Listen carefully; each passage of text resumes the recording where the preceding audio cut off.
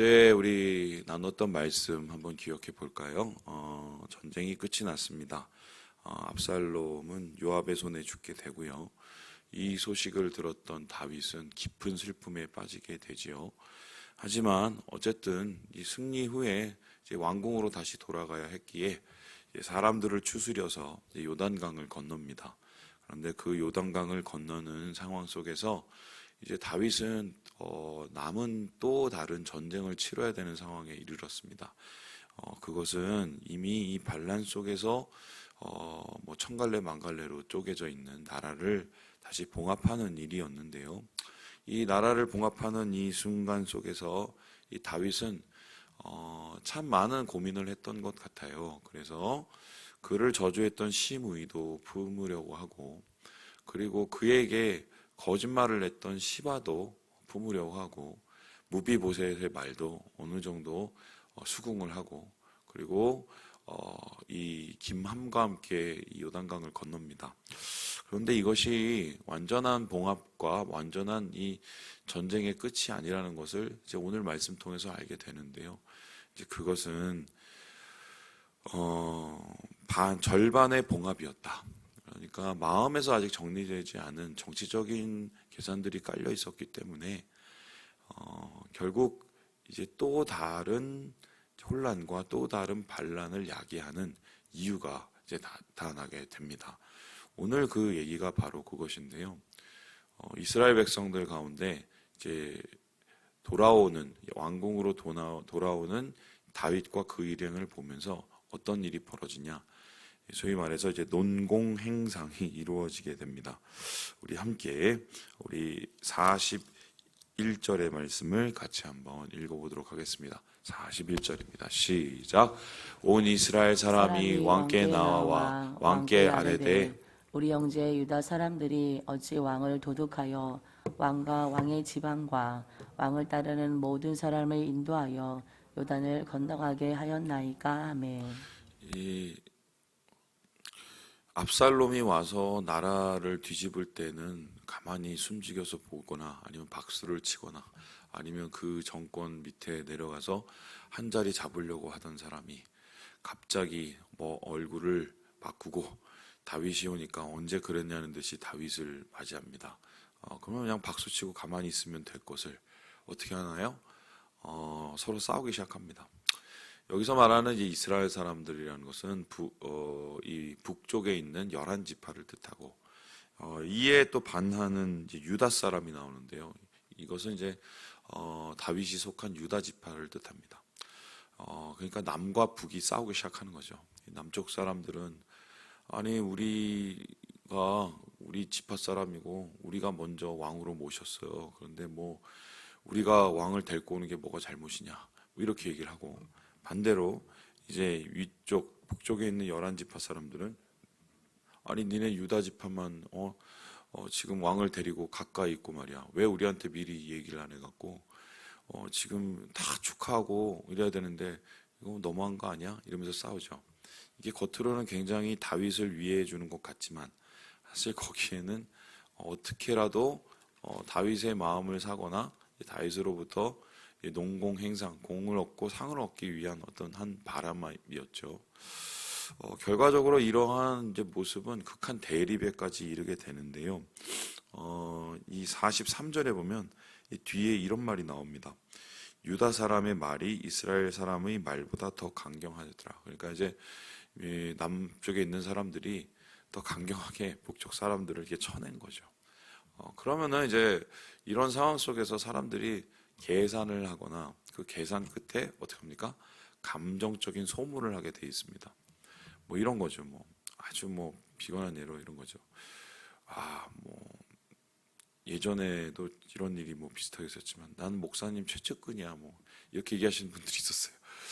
예, 저는 그런 게 없거든요. 근데 그걸 이제 스스로 만들어서 그렇게 얘기하시면 또 그 얘기를 듣고 이제 저한테 와서 목사님 진짜 맞냐고 물어보시면 저 그냥 웃고 말았는데 이런 겁니다. 그래서 저는 뭐 그 상황에서 무슨 얘기를 하겠어요. 근데 우리 뭐 100명도 안 되는 이 공동체에서 아니 무슨 가깝고 안 가깝고가 어디 있겠습니까? 근데 이제 그러면은 감정적으로 또 상하시는 분들이 있어요.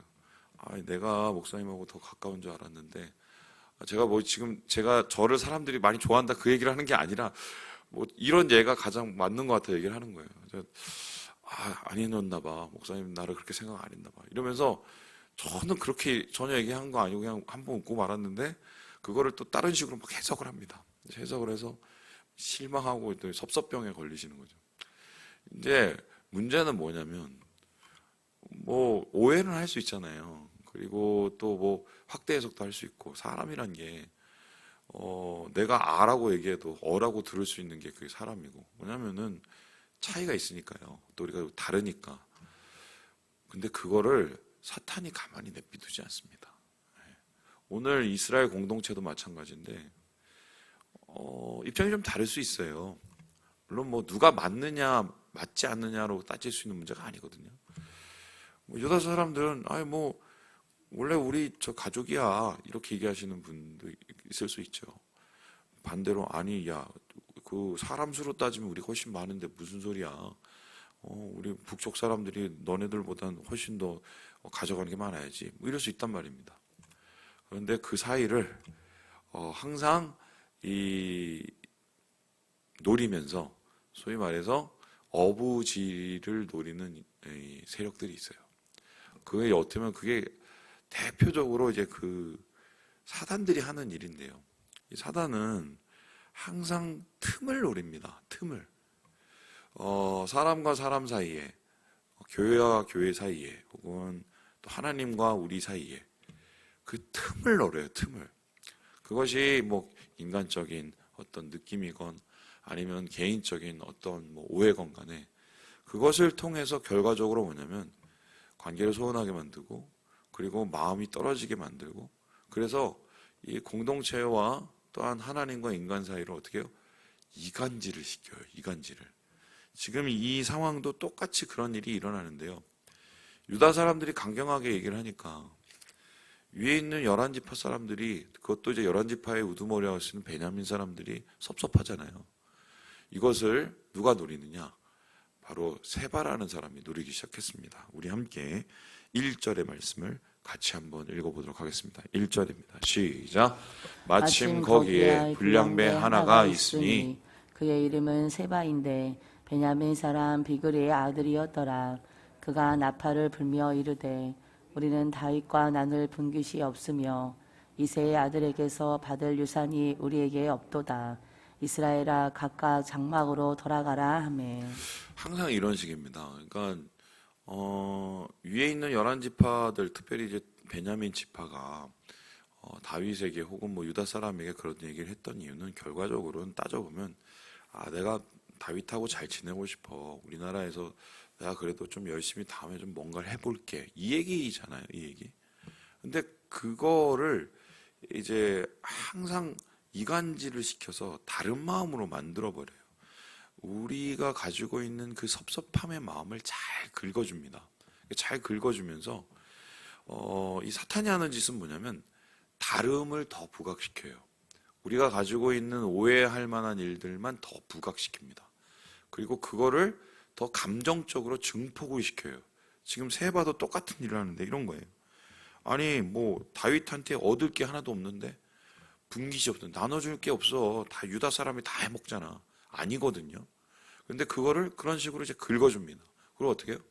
이새의 아들, 이제 하나 더 나가죠. 다윗이 아니라 이새의 아들이죠. 이새라고 얘기한 거는 유다 지파라는 것을 더 정확하게 이제 증폭하기 위한데, 아니 어차피 이새의 아들이고 이새의 아들에게서 우리가 뭐 받을 게 뭐가 있어. 야, 우리 돌아가자. 이러면서 소위 말해서 그 마음 속에 있는 갈등의 불씨를 더 격화시키기 시작하는 거죠. 결론적으로 그 사람들은 이제 어떻게 되었습니까? 2절에 이런 얘기가 나는데요. 우리 같이 한번 읽어보죠. 2절입니다. 시작. 이에 온 이스라엘 사람들이 다윗을 따르기를 그치고 올라가 비그리의 아들 세바를 따르나 유다 사람들은 그들의 왕과 합하여 요단에서 예루살렘까지 따르니라. 문제는 이거예요. 그래요. 다윗에게 섭섭할 수도 있어요. 그리고 유다 사람들한테 섭섭할 수도 있어요. 그러면은 그거는 다윗과 유다 사람들과 함께 풀어야 될 문제고, 그거는 또 시간이 지나면 어느 정도 봉합될 수 있는 문제란 말이죠. 이 사람들이 이렇게 마음속에 섭섭함을 가졌던 이유는 다윗과 더 가까워지기 위해서 그런 거고, 공동체가 더 하나 되기 위해서 그랬던 거란 말이죠. 그런데 사실 세 발을 따르기 위해서 그렇게 오해를 한 건 아니란 말이에요. 그런데 이 세 발은 어떻게 합니까? 그러한 섭섭한 마음을 자기 쪽으로 돌려서 자기가 그 마음을 통해서 그 사람들을 어떻게 해요? 휘어잡습니다. 이 똑같은 일이 어디에서 일어나냐면 창세기에 일어나죠. 창세기에. 어떤 건가요? 이런 거죠. 사단이 와서 그렇습니다. 야, 그 동산에 있는 모든 뭐 먹을 것과 과일을 너희에게 주셨다며? 그랬더니 아니, 선악과는 먹지 말라고 했어. 알고 물어보는 거거든요. 왜? 그랬더니 먹으면 죽는데. 그랬더니 뭐라고 합니까? 안 죽어. 거짓말한 거야. 왜 거짓말한 줄 아니? 그 하나님이 너희들과 똑같이 될까봐 거짓말한 거야. 어떻게 보면은 인간 속에 있었던 좀 의문점이나 하나님에 대한 좀 섭섭한 마음, 뭐 그런 호기심이죠. 그런 거를 더 어떻게 해요? 격화시키죠. 증폭시키죠. 그래서 어떻게 해요? 하나님 믿지 마. 그리고 누구를 믿으라는 소리예요? 사탄을 믿으라는 거예요. 그러니까 사실 애초에 하와와 아담은 그 사탄을 믿을 생각이 없었어요. 하나님 앞에 좀 섭섭했을 수는 있어요. 근데 그러한 이 갈등의 불씨들을 더 격화시켜서 그것을 통해서 어떻게 합니까? 분열을 조장하고 결국 그 마음을 자기의 것으로 뺏어가는 게, 그게 대표적으로 항상 인간의 역사 이외로 사탄이 해왔던 거예요. 그 사탄이 해왔던 것을 어떻게 합니까? 사탄의 사람들이, 소위 말해서 그 마음에 속은 사람들이 계속적으로 그거를 이어져 가서 결론적으로 나중에 어떻게 됩니까? 공동체가 쪼개지고 나라가 쪼개지고 교회가 쪼개지고, 그 쪼개진 상황 속에서 결국 어떻게 되나요? 결국 나중에 피만 남아요. 피만 남아. 지금 결국 이렇게 된 상황 속에서 이 다윗이 이 상황을 보면 어떻게 해요? 이걸 정리 안 하면 이제 나라가 두 쪽으로 쪼개지게 생겼거든요. 그래서 이 상황을 정리시키기 위해서 또 누구를 보냅니까? 우리 함께 4절의 말씀을 같이 한번 읽어보겠습니다. 4절입니다. 시작. 왕이 아마사에게 이르되 너는 나를 위하여 3일 내로 유다 사람을 큰 소리로 불러 모으고 너도 여기 있으라 하니라. 아마사에게 얘기를 해서 사람을 좀 모아서 빨리 가서 수습을 해. 더 일이 커지기 전에, 더 희생이 커지기 전에 수습을 해. 이렇게 얘기했단 말입니다. 이 참고로 아마사라는 사람은 누구냐면은 이 다윗의 사촌이었어요. 근데 이 사람이 할 말이 없는 게, 압살롬이 그 궁으로 들어왔을 때 거기에 이제 찬동하면서 군대 장관이 됐던 사람입니다. 그런데 다윗은 피를 보지 않기 위해서 그 사람을 그냥 요압처럼 장군 자리에 세워뒀단 말이에요. 그래서 이렇게 세바 때문에 나라가 두 쪽이 나게 된 이 상황을, 네가 군대 장관이니까 이건 너 책임이니까 한번 잘 빨리 해봐, 이렇게 얘기합니다. 그런데 아마사가 니엇니엇하면서 잘하지 않았어요. 왜 이랬을까? 아마 곤란하지 않았을까 싶어요. 이 상황에서 일이 더 커지거나 더 확대되면 그 상황 속에서 좀 자기가 져야 될 책임들이 있었기 때문에 아마 뭔가 머리가 복잡하지 않았을까. 그런데 또 이때를 또 누가 노립니까? 요압이 노립니다. 항상 이런 식이에요. 다른 계산이 있고 또 다른 또 뭐 섭섭함이 있고 다른 또 헤아림이 있습니다. 그 틈을 또 어떻게 해요? 다른 또 이 악한 것이 노려요. 그래서 이 요압은요 이미 욕심에 점령을 당한 사람이거든요. 사단은 항상 우리를 욕심에 정념당하게 해서 일을 모든 것을 그르치게 만드는데요. 결과적으로 이게 어떻게 됩니까? 우리 함께 10절의 말씀을 같이 한번 읽어보도록 하죠. 10절입니다. 시작. 아마사가 요압의 손에 있는 칼은 주의하지 아니한지라 요압이 칼로 그의 배를 찌르매 그의 창자가 땅에 쏟아지니 그를 다시 치지 아니하여도 죽으니라. 요압과 그의 동생 아비새가 비그리의 아들 세바를 뒤쫓을세. 그러니까 아마사가 반란을 수습하라고 보냈는데 그걸 안 하니까 이제 다윗이 급하니까 요압을 보낸 거예요. 그랬더니 요압이 반란을 수습하지 않고 세바를 죽이지 않고 누구를 죽입니까? 자기 편인 아마사를 죽여요. 왜 아마사를 죽입니까? 걔를 죽여야 내가 자리를 차지하거든요. 그러니까 결론적으로 이 이야기의 끝은 어떻게 되냐면 그냥 한마디로 나라가 또 보지 않아도 될 피를 이렇게 보고 끝나요. 저는 여러분 이 말씀 속에서 계속 보이는 게 한 가지예요. 아주 쉽게 한번 도식화를 시켜보죠. 이 다윗과 그의 이스라엘 공동체를 한번 교회라고 생각을 해봅시다. 우리가 교회, 뭐 가족도 될 수 있고요. 그 교회를 항상 무너뜨리고 깨뜨리고 소위 말해서 안 좋은 이야기로 마치게 하는 그런 세력들이 항상 있어요. 이제 그분들을 또 개인적으로 이렇게 만나 보면은 또 나름의 다 이유들이 있어요. 솔직히 이분은 이렇게 해서 섭섭하셨구나, 저렇게 해서 섭섭하셨구나. 그런데 나중에 보면요, 그렇게 말하는 것 말고 그 뒤에 다른 생각이 있으신 분들이 항상 있어요. 다른 계산, 다른 욕심 있을 수 있죠. 근데 문제는 뭐냐? 공동체를 쪼개고 교회를 쪼개는 거는 이거는 절대로 바람직한 일이 아니라는 겁니다. 왜냐하면은 세바가 데려간 사람은 도대체 어떻게 할 거래요. 그리고 요압이 죽인 그 아마사, 그 사람과 관련된 사람은 도대체 어떻게 할 거냐고요.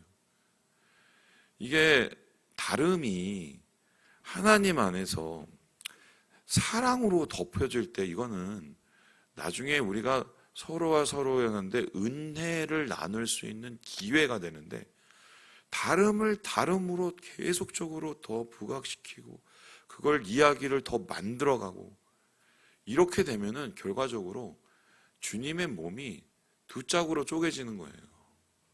두 짝으로. 어떤 이유에서건 뭐 그게 목사님이건 그게 장로님이건 뭐 그게 권사님이든 간에 교회의 몸을 두 짝으로 쪼개는 건 그건 하나님께서 절대 원하시는 게 아니고요. 성령을 회방하는 일이에요.